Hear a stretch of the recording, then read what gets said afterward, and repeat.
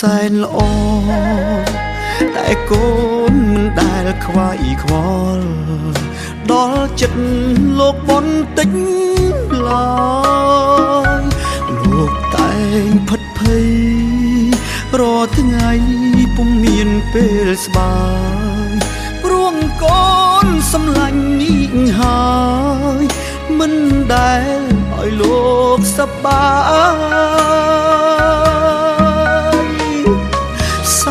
គប់មិត្តភក្តិមិនដែលបានល្អនាំគ្នាបង្កវឹកវរហើយគិតជារឿងសប្បាយគ្មានគិតអាសូរដល់ទ្រូងលោកគុកអ្នកម្ដាយទ្រូងលោកស្ទើរតែបែកធ្លាយនិយាយក៏កូនមិនស្ដាប់លោកធ្លាក់ខ្លួនឈឺតែកូននៅធ្វើមិនដឹងលោកនៅតែខិតខំប្រឹងលឹងព្រោះដើម្បីកូនយើងឈាមពុកហូម៉ែស៊ូមិនតែមិនតូនព្រោះដើម្បីកូនបងខ្លួនមិនស្ដាយជីវិត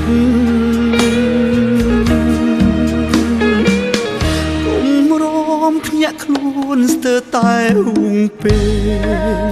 លោកឈឺគេនឹងកន់ពេលសល់ពេលប៉ុន្មានទៀតទៅកូនចង់មើលថែជួងពេលដែលដើរខុំផ្លូវសន្យាពីថ្ងៃនេះទៅកូននៅថែលោករហូត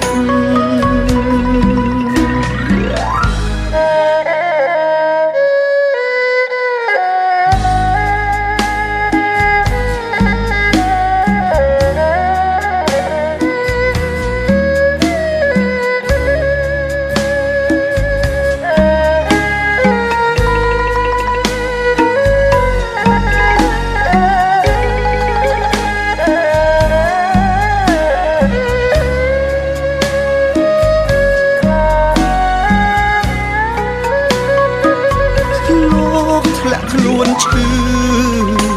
តែកូននៅធ្វើមិនដឹងលោកនៅតែខិតខំប្រឹងលឹងព្រោះដើម្បីកូនយើងឈាមពុកហូម៉ែស៊ូមិនតែមិនតូនព្រោះដើម្បីកូនបងខ្លួនមិនស្ដាយជីវិតគុំរំភ្ញាក់ខ្លួនស្ទើរតែហួងពេលលោកឈឺគេនឹងកន់ពេ